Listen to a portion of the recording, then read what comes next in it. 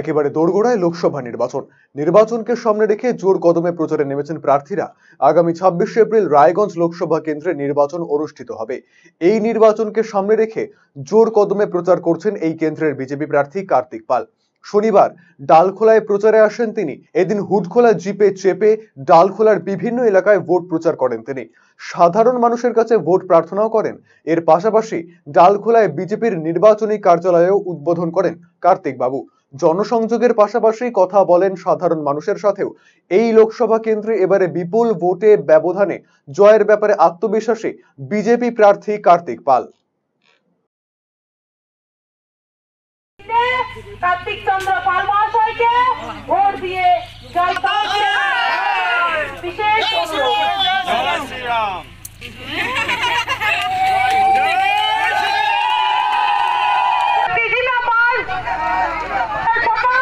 দিয়ে সবাই ভোট দেবেন।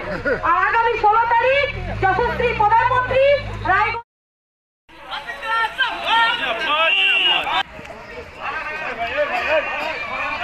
আমাদের উত্তর দিনাজপুরে আগামী 16 তারিখ তাসের ঘরের মতো ভেঙে যাবে। পশ্চিমবাংলায় আবার একটা অকাল নির্বাচন হবে, যে নির্বাচনে ডবল ইঞ্জিন সরকার আমাদের ঘরের ব্যবস্থা। আপনারা সবাই দোয়া করেন আমাদের